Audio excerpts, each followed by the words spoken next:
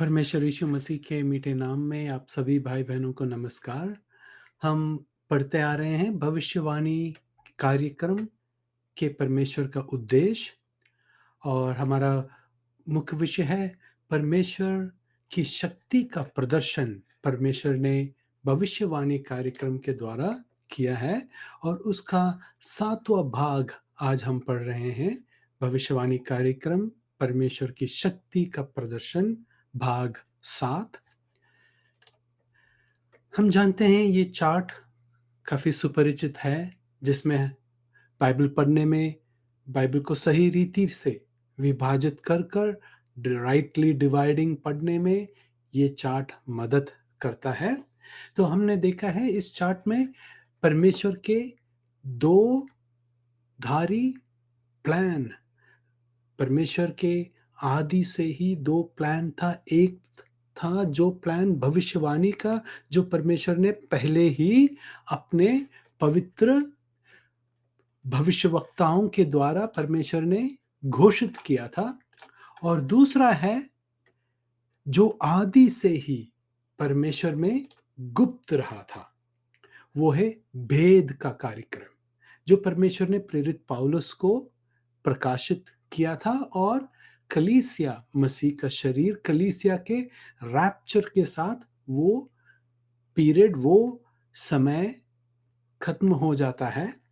वो भेद का कार्यक्रम यानी कि द डिस्पेंसेशन ऑफ ग्रेस खत्म हो जाता है और उसके बाद दोबारा भविष्यवाणी का कार्यक्रम पुनः आरंभ होता है, जहां परमेश्वर दोबारा इस्राएल की ओर अपना नजर उठाता है। अपना मेन कार्यक्रम, परमेश्वर का कार्यक्रम इस्राएल के द्वारा होगा।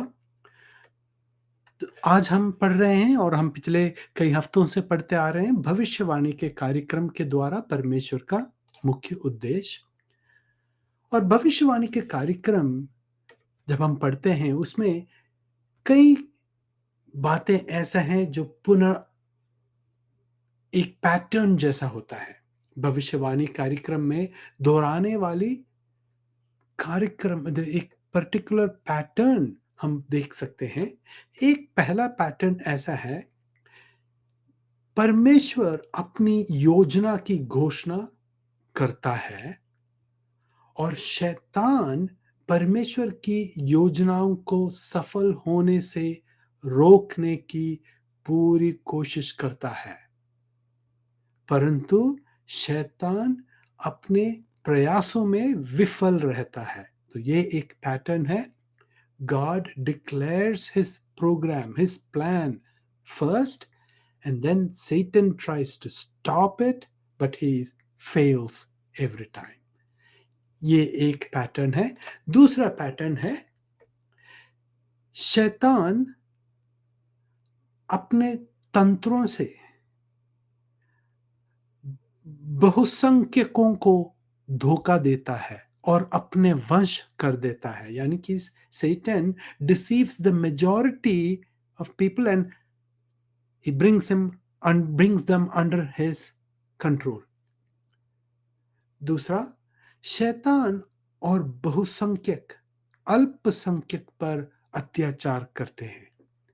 Satan and the majority try to oppress the minority who stand for truth. और तीसरा है, सृष्टिकर्ता परमेश्वर शैतान की सभी योजनाओं पर अल्पसंख्यों को विजय दिलाता है। Satan is defeated. God, the creator God, Jehovah, the creator God, gives victory to the minority over all the schemes of the devil. So you see these two patterns always repeating throughout the kingdom program or the prophecy program.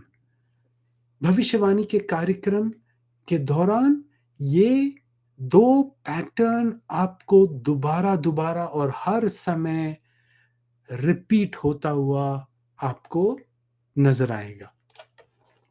चलो हम आगे बढ़ते हैं।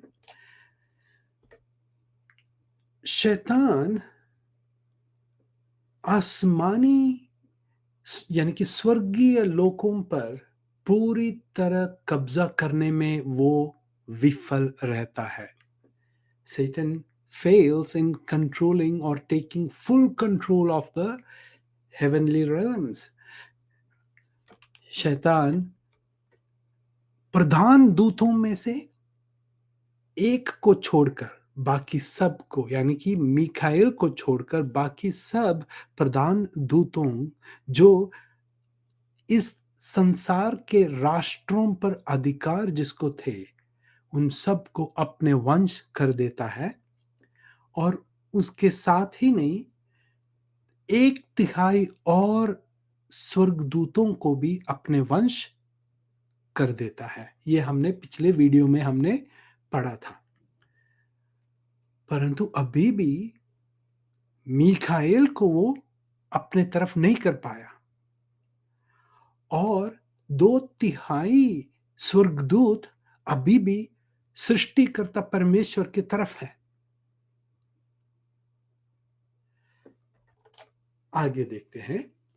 पाप जैसे ही स्वर्गीय मंडल अपवित्र हुए, शैतान का तंत्र था इस संसारिक मंडल को भी अपने वश करना।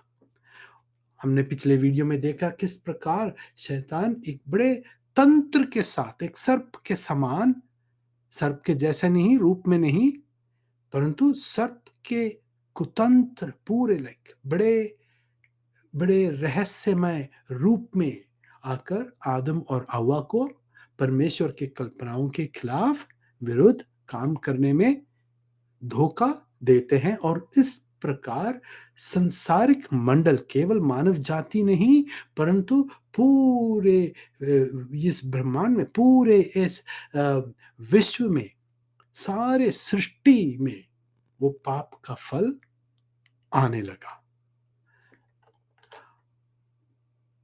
परमेश्वर उत्पत्ति के पुस्तक तीसरी अध्याय 15वीं आयत में आप देखें, इस प्रकार सर्प से, यानी कि शैतान से इस प्रकार कहा, लूसीफर से कहा, और मैं तेरे और इस स्त्री के बीच में और तेरे वंश और उसके वंश के बीच में बैर उत्पन्न करूंगा और वह तेरे सिर को कुचल डालेगा और तू उसकी एड़ी को ढसेगा। ये एक प्रोफेसी है, ये एक भविष्यवाणी है जो परमेश्वर यीशु मसीह क्रूस पर करते हैं। तो ये देखिएगा भविष्यवाणी का कार्यक्रम। परमेश्वर ने शैतान को स्त्री के वंश के माध्यम से उसके सिर कुचलने की योजना के बारे में पहले ही सूचना दे देता है। अब शैतान शुरू हो जाता है स्त्री या मनुष्य, मानव जाति को भ्रष्ट करने का तंत्र। देखिएगा उत्पत्ति 6 अध्याय 1 और 2 आयत में देखें, फिर जब मनुष्य भूमि के ऊपर बहुत बढ़ने लगे और उनके बेटियां उत्पन्न हुए, तब परमेश्वर के पुत्र, देखिएगा परमेश्वर के पुत्रों, ये कौन है? एंजल्स। कौन से एंजल्स हैं? फॉलन एंजल्स, जो पतित स्वर्गदूत है, ने मनुष्य की पुत्रियों को देखा कि वे सुंदर है, सो उन्होंने जिस जिसको चाहा उनसे ब्याह कर लिए। उसकी 4 आयत में देखें, उन दिनों में पृथ्वी पर दानव रहते थे और इसके पश्चात जब परमेश्वर के पुत्र मनुष्य की पुत्रियों के पास गए, तब उनके द्वारा जो संतान उत्पन्न हुए वे पुत्र शूरवीर होते थे, जिनकी कीर्ति प्राचीन काल से प्रचलित है। यानी कि ये एंजल्स, फॉलन एंजल्स, वो मनुष्य के रूप में इस संसार में आए, इस धरती में आते थे।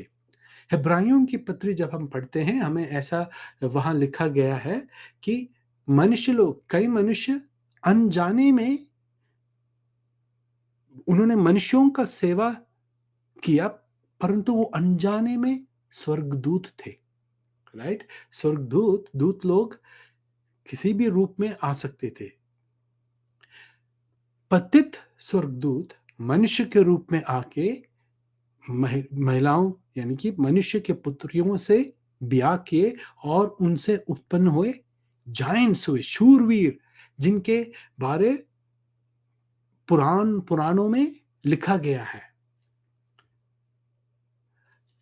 मुख्य तौर पे अन्य जातियों के पास जो पुराने हैं, जो पुराण पुस्तकें हैं, उसमें उसका वर्णन क्या है। एक उदाहरण मैं आपको देता हूँ, एग्जाम्पल है। आप गूगल में जाके यदि सर्च करें जीनियोलॉजी ऑफ रावण, यानी कि रावण का वंशावली के बारे आप जरा सर्च करें गूगल में, तो आप देखेंगे उसके वंशावली में एक डीमन है और एक मनुष्य है।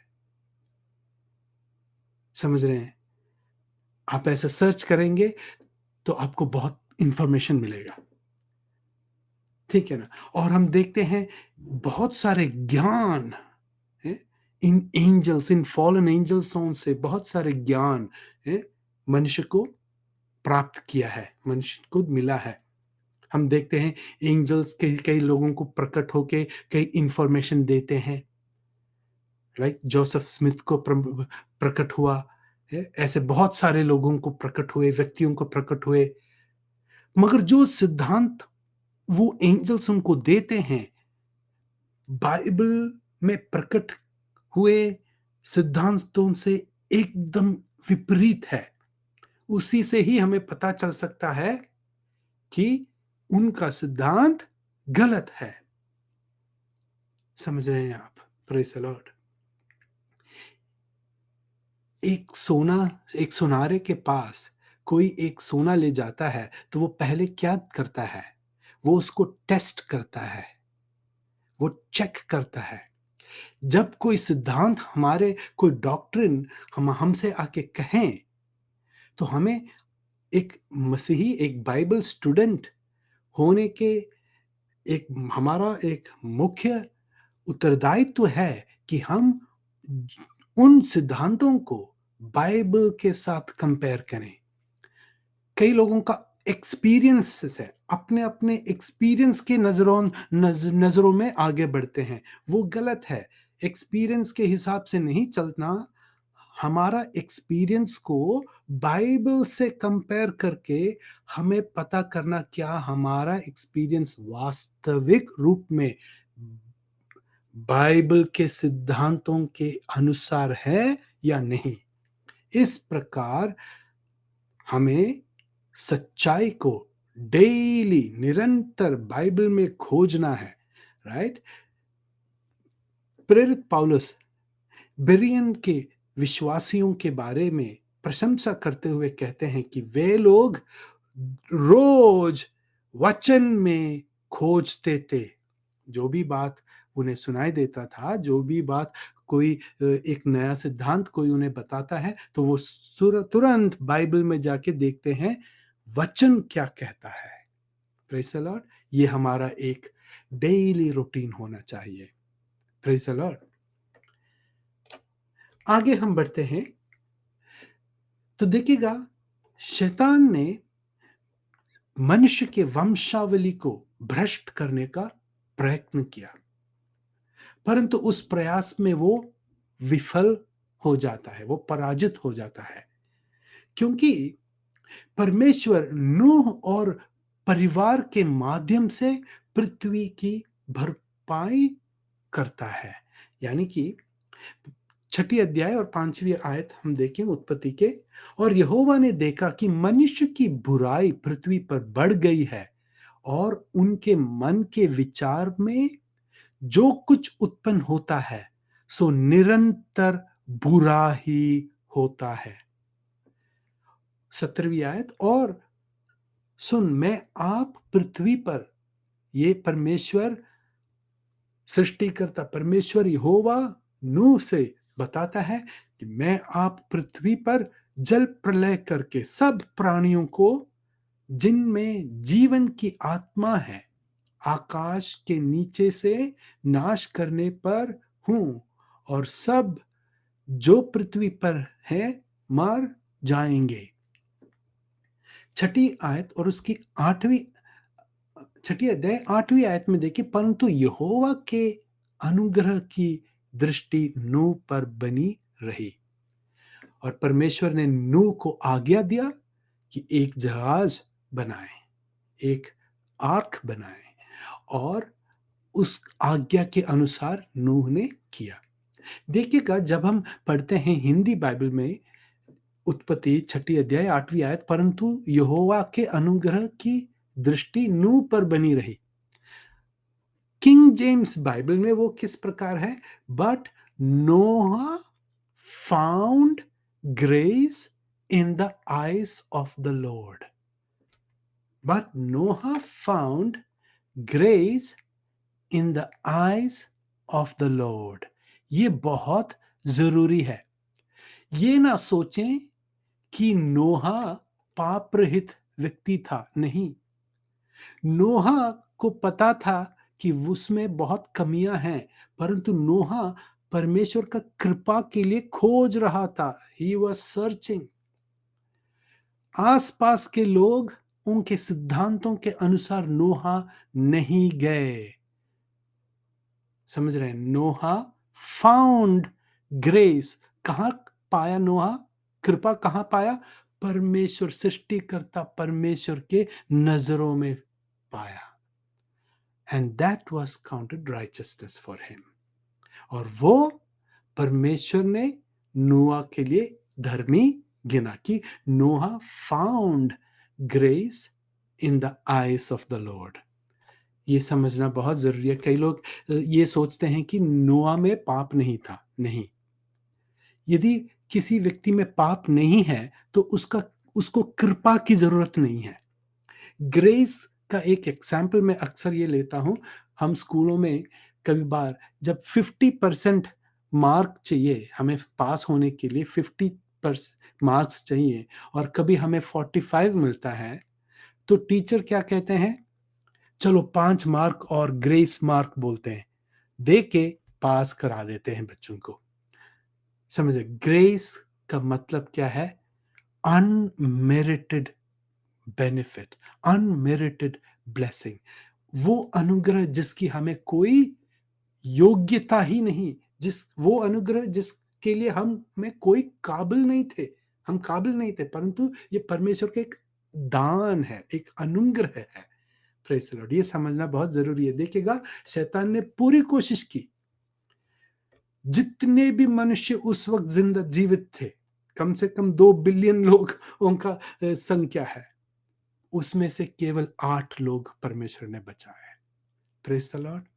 इसका मतलब एक लेसन हमें इसमें से चाहिए। मेजॉरिटी यदि एक बात कहते हैं, वो सच नहीं हो, वो जरूरी नहीं है कि वो सच है। Praise the Lord. आज मेजॉरिटी ऑफ क्रिश्चियनिटी ये राइटली डिविजन या grace of gospel of grace में विश्वास नहीं करते। मेजॉरिटी ऑफ क्रिश्चियंस किस पे विश्वास करते हैं? कृपा प्लस काम, विश्वास प्लस काम। और प्रेरित पौलुस ने क्या कहा है? यदि कृपा से है उद्धार, तो फिर कार्यों से नहीं हो सकता, और यदि कार्यों से है तो फिर वो कृपा नहीं है। और फिर कहते हैं कृपा से ही हमारा उद्धार हुआ है। By grace have we all been saved. Praise the Lord. ये समझना बहुत जरूरी है। अब देखते हैं, नूह के बाद परमेश्वर ने अब्राहम को बुलाया। परमेश्वर ने अब्राहम को बुलाने का महत्व हम जरा देखते हैं। देखिएगा, जब परमेश्वर ने मानव जाति, अब 2 डिविजन होता है यहां। अब होता है यहूदी और अन्य जाति, यहां का 2 डिविजन्स है। अब देखते हैं, अब्राहम का बुलावा एक अनोखा बुलावा था। उत्पत्ति 12वीं अध्याय 1 और 2 आयत में हम देखते हैं, यहोवा ने अब्राहम से कहा, अपने देश और अपने जन्मभूमि और अपने पिता के घर को छोड़कर उस देश में चला जा जो मैं तुझे दिखाऊंगा। Praise the Lord. अनोखा बुलाव। हम जानते हैं अब्राहम का पिता तेरह पीढ़ियों से पतित स्वर्गदूतों के मूर्तियां बना के बेचते थे, वो था उनका काम। उनके बीच में से परमेश्वर ने अब्राहम को बुलाया और कहा, अपने देश, अपने जन्मभूमि और अपने पिता के घर को छोड़कर उस देश में जा जो मैं तुझे दिखलाऊंगा। अनोखा बुलावा था और एक अनोखा वादा भी परमेश्वर ने किया। 12वीं अध्याय 7वीं आयत में देखते हैं कि तब यहोवा ने अब्राहम को दर्शन देकर कहा, यह देश मैं तेरे वंश को दूंगा और मैं तुझसे एक बड़ी जाति बनाऊंगा और तुझे आशीष दूंगा और तेरा नाम बड़ा करूंगा और तू आशीष का मूल होगा। उत्पत्ति 12वीं अध्याय पहली और दूसरी आयत है ये।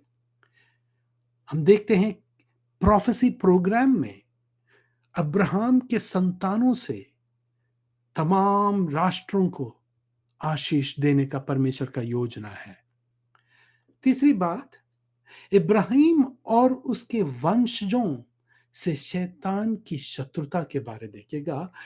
जैसे ही शैतान को पता चला कि परमेश्वर ने अब्राहम को अलग किया है, तो शैतान अपने पूरे जोर से अब्राहम का वंश को नाश करने का कोशिश करता है। स्रोत में ही अब्राहम और सारा को फिरौन के हाथों से परमेश्वर ने बचाया। इब्राहिम कनान में जब थे, वह 10 कनानी राजा थे जिनके साथ एक युद्ध हुआ। परमेश्वर ने उनके हाथों से अब्राहम और परिवार को बचाया। और हम जानते हैं अब्राहम और सारा को बच्चे नहीं थे, वो भांजी थी सारा, परंतु परमेश्वर का वादा बहुत पक्का था और अब्राहम ने उस पर विश्वास भी किया और वो विश्वास परमेश्वर ने अब्राहम के खाते में धर्मी ठहराया। और देखिएगा, 99 साल का था अब्राहम और सारा भी बहुत ही बूढ़ी थी। असंभव था, परंतु परमेश्वर ने अद्भुत कार्य कर उनको एक संतान दिया जिसका नाम इसहाक था। और अब्राहम, इसहाक, याकूब, इस तरह यूसुफ, इस तरह आगे परमेश्वर यहूदी वंश को बढ़ोतरी करता है और आशीष भी देते हैं। तो देखिएगा शैतान का तंत्र क्या था। जैसे ही पता चला अब्राहम और सारा के द्वारा और उनके वंश के द्वारा संसार, इस पृथ्वी और अन्य जातियों को आशीष देंगे, शैतान ने पूरी जोर से उस योजना के खिलाफ, परमेश्वर के योजना के खिलाफ अनेक षड्यंत्र बनाए, परंतु उन सभीयों में से परमेश्वर ने बचाया। चौथी पॉइंट है, परमेश्वर की शक्ति का प्रदर्शन केवल अब्राहम और इस्राएल का भौतिक रीति में नहीं, उनके सुख संपत्ति में नहीं, परंतु आत्मिक रीति से में भी परमेश्वर ने अब्राहम और उनके संतान को आशीष देने का योजना किया। देखिएगा रोमियो की पत्री 4 अध्याय 2 और 3 आयत से देखें। प्रेरित पौलुस कहता है, क्योंकि यदि अब्राहम कर्मों से धर्मी ठहराया जाता तो उसे घमंड करने की जगह होती, परंतु परमेश्वर के निकट नहीं। पवित्र शास्त्र क्या कहता है? यह कि अब्राहम ने परमेश्वर पर विश्वास किया और यह उसके लिए धार्मिकता गिना गया। प्रेरित पौलुस कहता है, आज भी जो कोई उद्धार पाते हैं, वो कैसे पाते हैं उद्धार? जिस तरह अब्राहम ने बिना काम के, बिना कोई कर्मों के, बिना कोई क्रियाओं से परमेश्वर पर केवल विश्वास किया और उसको धार्मिकता का दान मिला, वैसा ही आज भी परमेश्वर कार्य करते हैं। Praise the Lord. तो देखिएगा, केवल संसारिक, भौतिक आशीष नहीं, आत्मिक आशीष भी परमेश्वर ने अब्राहम को दिया। आगे पढ़ते हैं। तो फिर हमारे मन में एक प्रश्न आ सकता है। रोमियो की पत्री 3 अध्याय 1 आयत में प्रेरित पौलुस पूछते हैं, सो यहूदी की क्या बड़ाई? What advantage then hath the Jew? उसका जवाब रोमियो की पत्री 1 अध्याय 2 आयत में प्रेरित पौलुस कहते हैं, हर प्रकार से बहुत अच्छा है। पहले तो यह कि परमेश्वर के वचन उनको सौंपे गए। Praise the Lord. Much more, much every way, chiefly because that unto them were committed the oracles of God. परमेश्वर के प्रकाशन, सृष्टिकर्ता परमेश्वर के प्रकाशन किसको दिए थे? यहूदी वंश को दिए गए थे।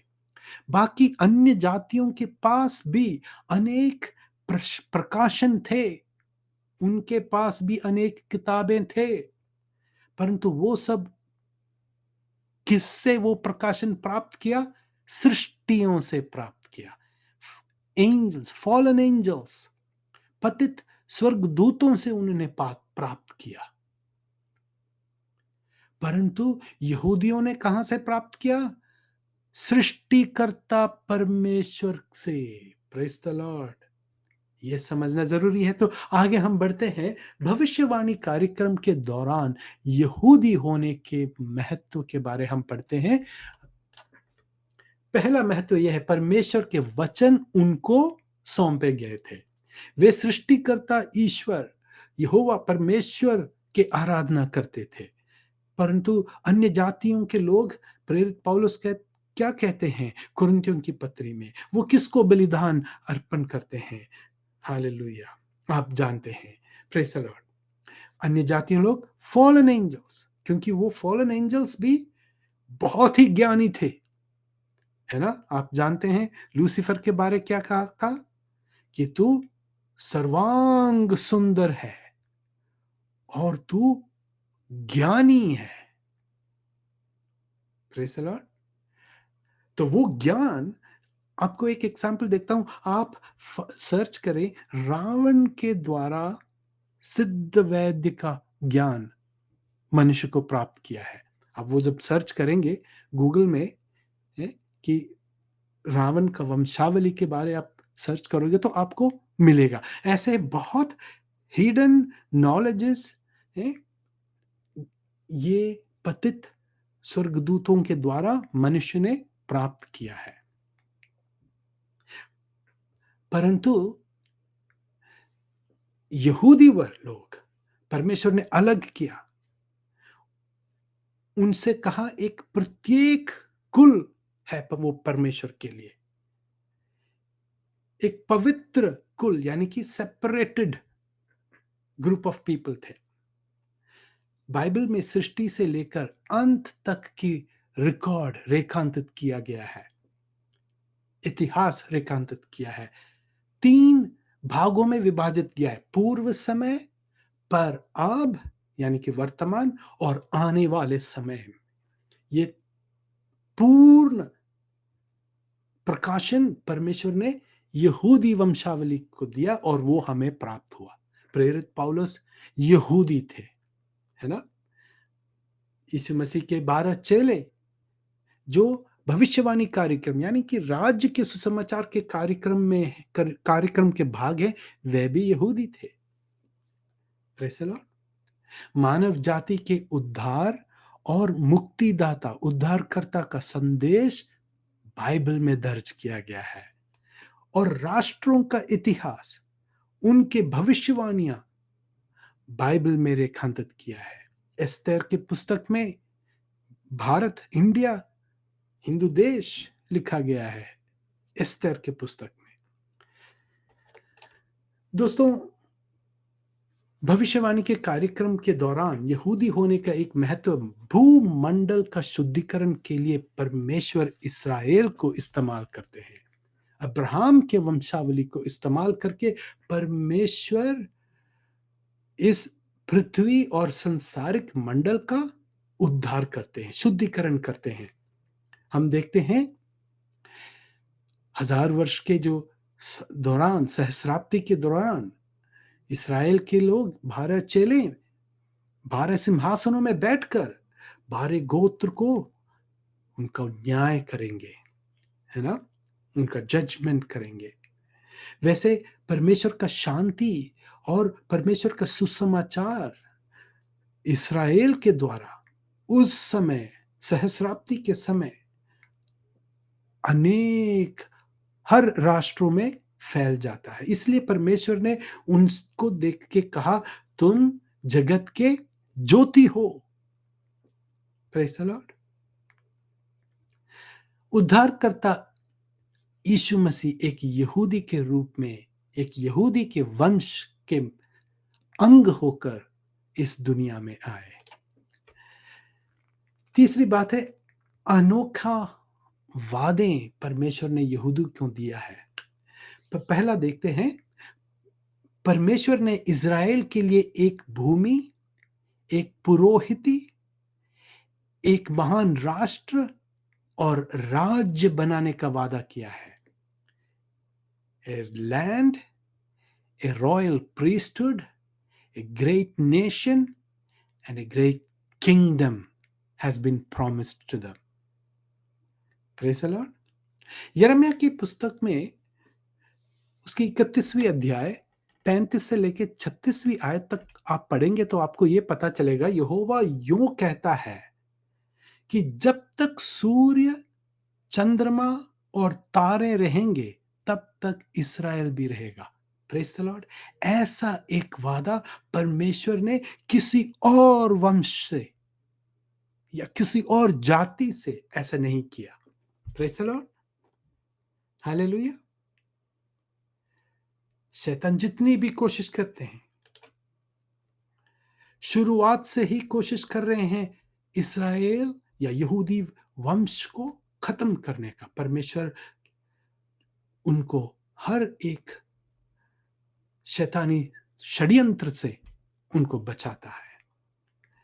अनुग्रह के वितरण के दौरान, ड्यूरिंग डिस्पेंसेशन ऑफ ग्रेस, शैतान का मुख्य तंत्रों में से एक है इस्राएल को खत्म करना, यानी कि उनका इस वर्ल्ड मैप से उनको मिटा देने का है उनका परिश्रम। मालूम है क्यों? क्योंकि जब बॉडी ऑफ क्राइस्ट, जब प्रेरित पौलुस को परमेश्वर ने गुप्त या रहस्य का खुलासा किया, तब बॉडी ऑफ क्राइस्ट कलीसिया के द्वारा शैतान को पता चला कि अब वो स्वर्गीय स्थानों में से भी उसको काट कर नीचे गिरा दिया जाएगा। उसको पता चला, अब उसको पता चल गया है कि 7 साल का एक पीरियड आएगा, द ट्रिबुलेशन टाइम आएगा, रैप्चर के बाद। वो परमेश्वर अब शैतान जानता है कि इस्राएल के द्वारा भूमंडल को परमेश्वर आशीर्वाद देंगे। इसलिए वो चाहता है, शैतान ये कोशिश कर रहा है, इस अनुग्रह के वितरण के दौरान इस्राएल को मिटा दे, ताकि आगे यदि देखिएगा रैप्चर के बाद, यदि इस संसार में इस्राएल या यहूदी नामक का एक वंश यदि नहीं है, तो परमेश्वर का राज्य का कार्यक्रम का क्या होगा? आप समझ रहे हैं बात? क्यों शैतान पिछले 2000 सालों से उसका ये कोशिश है कि इस्राएल, यहूदी अब्राहम के संतान इस्राएल के वंश को खत्म करने का क्यों वो प्रयास कर रहा है?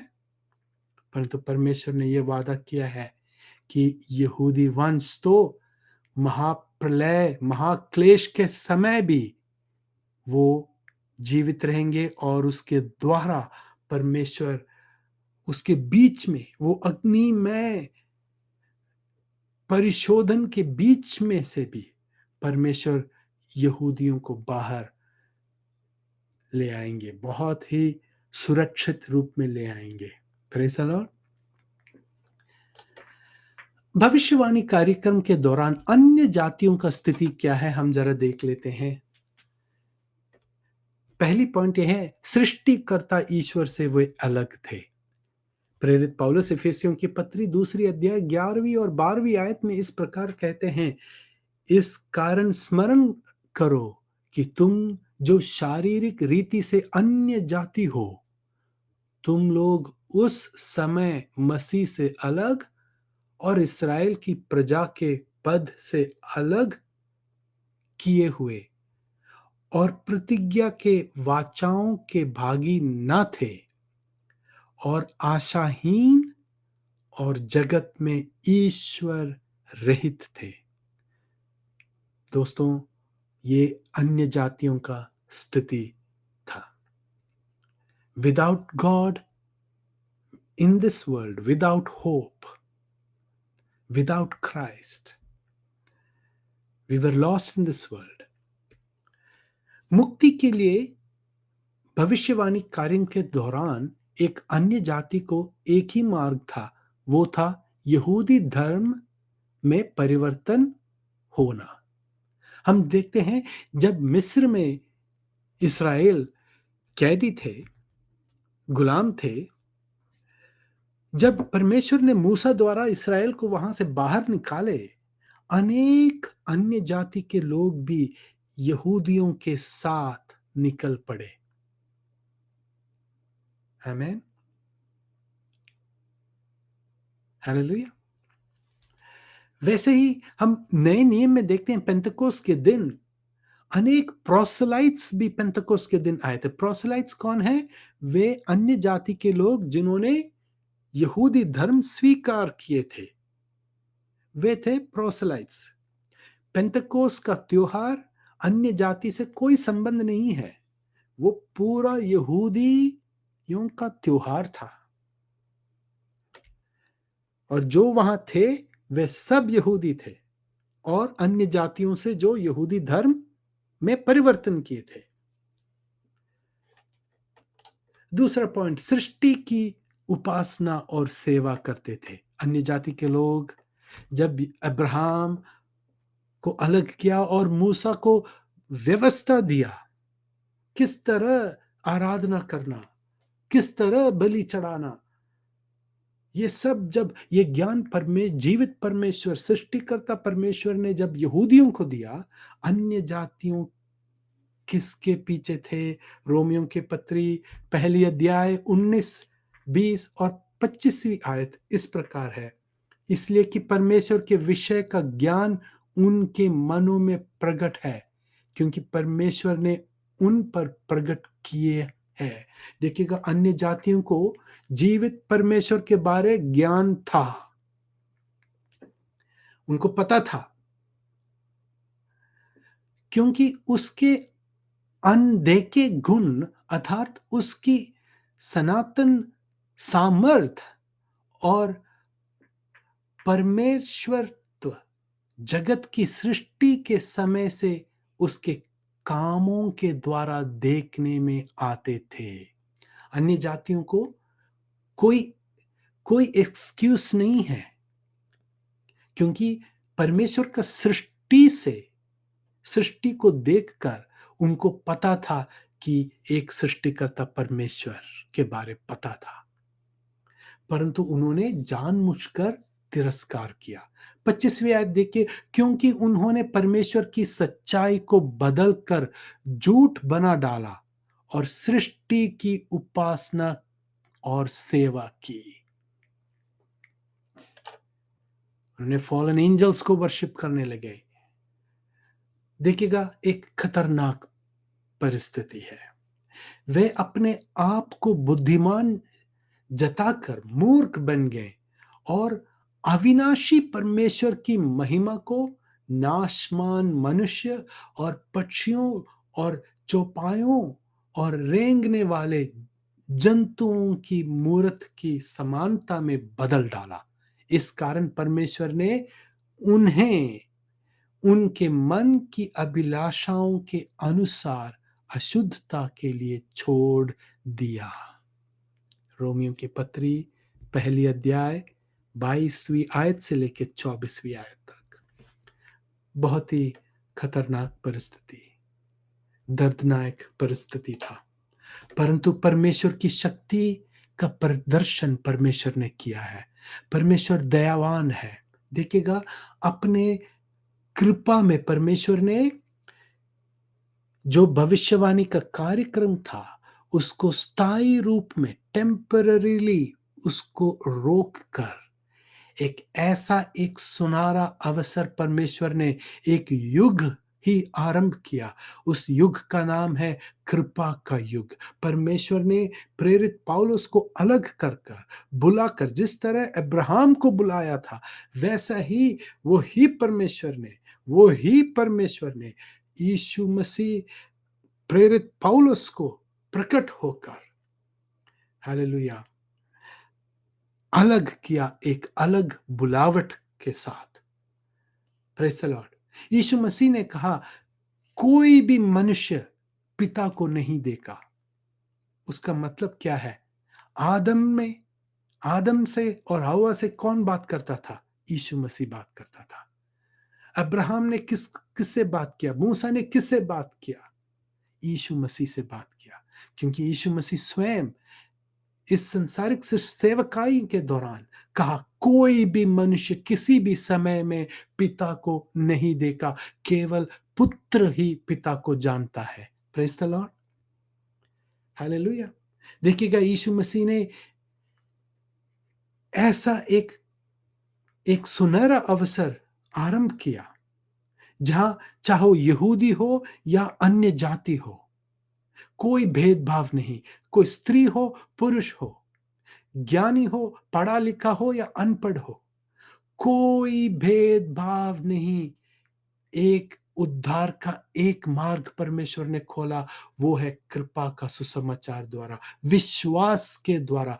काम करने वाले की मजदूरी देना दान नहीं, परंतु हक समझा जाता है। परंतु जो काम नहीं करता वरन भक्तहीन के धर्मी ठहराने वाले पर विश्वास करता है, उसका विश्वास उसके लिए धार्मिकता गिना जाता है।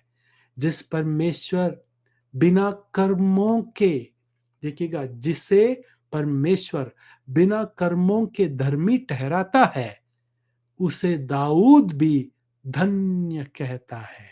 रोमियो की पत्री 4 अध्याय 4 आयत से लेकर 6 आयत तक मैंने आपको पढ़ के सुनाया है। देखिएगा, बिना कोई कर्म, अन्य जातियों के पास क्या थे? कर्म मार्ग थे, ज्ञान मार्ग और त्याग मार्ग। इन तीनों को परमेश्वर ने क्या एक स्टेटमेंट में परमेश्वर ने रखा है? बुद्धिहीन। इन तीनों में आत्मा का उद्धार नहीं है, परंतु विश्वास का मार्ग परमेश्वर ने खोला है। क्या है? देखिएगा, काम करने वाले की मजदूरी देना दान नहीं होता, परंतु हक समझा जाता है। परंतु जो काम नहीं करता वरन भक्तिहीन के धर्मी ठहराने वाले पर विश्वास करता है, उसका विश्वास उसके लिए धार्मिकता गिना जाता है। Praise the Lord. जिसे परमेश्वर बिना कर्मों के धर्मी ठहराता है, उसे दाऊद भी धन्य कहता है। हमारा उद्धार केवल विश्वास से है। जिस समय एक व्यक्ति, कई लोगों से जब मैंने बात किया है तो वो कहते हैं कि भाई मैं तो मेरा परिस्थिति इतना बुरा है, मैं चर्च नहीं आ सकता, मैं अपने आप को पहले सुधारूंगा फिर मैं यीशु मसीह के पास आऊंगा। ये एक गलत तंत्र है। परमेश्वर कहता है, जैसा आप हो, जिस परिस्थिति में भी आप हो, वैसा परमेश्वर के पास आए। अपने आप को सुधारने की कोशिश करेंगे, अपने क्रियाकर्मों से सुधारने की कोशिश करेंगे, वो नहीं होगा। Praise the Lord. जैसा भी हो वैसा परमेश्वर के पास आओ। Hallelujah, praise the Lord, praise the Lord, hallelujah. अच्छे कामों के लिए परमेश्वर प्रतिफल जरूर देंगे। स्वर्गीय मंडल में हर आशीषों से भरपूर हमें आशीष देंगे, हर एक अच्छे कामों के लिए। प्रेरित पौलुस कहता है, एक विश्वासी कभी भी अच्छे काम करने में आलसीपन नहीं दिखाना चाहिए। हम हमेशा तैयार होना चाहिए एक अच्छे काम के लिए, क्योंकि परमेश्वर के हुजूरी में हमें प्रतिफल मिलेगा। परंतु अच्छे कामों से हम उद्धार नहीं पा सकते। ये फर्क आपको समझना चाहिए। Praise the Lord. इस दौरान, इस समय के दौरान परमेश्वर ने अपना शक्ति का प्रदर्शन कैसे किया? एक ऐसा सुनहरा समय खोलकर कि अब अन्य जाति हो या यहूदी हो, कोई फर्क नहीं। बीच में जो दीवार था, वो दीवार बीच में से परमेश्वर ने हटाकर सुसमाचार, प्रेरित पौलुस के द्वारा जो कृपा का सुसमाचार का खुलासा किया है, उस सुसमाचार के द्वारा परमेश्वर ने विभेद का दीवार को हटाकर एक मार्ग खोला है। वो विश्वास का मार्ग है। Praise the Lord, hallelujah. तो आज का सारांश ये है, शैतान समस्त स्वर्गीय लोकों पर कब्जा करने में वो विफल रहा। सभी मनुष्य को भ्रष्ट करने का शैतान का षड्यंत्र विफल रहा। परमेश्वर ने एक परिवार को बचाया, 8 लोगों को बचाया, और उसके द्वारा परमेश्वर ने दोबारा इस धरती को भरपाई की। परमेश्वर ने इब्राहिम और सारा को अनेक शत्रुओं के हाथ षड्यंत्र से बचाया और उनके वंश को आशीर्वाद दिया है। परमेश्वर इस्राएल राष्ट्र को उसके शत्रुओं से बचाता रहेगा। Hallelujah, praise the Lord.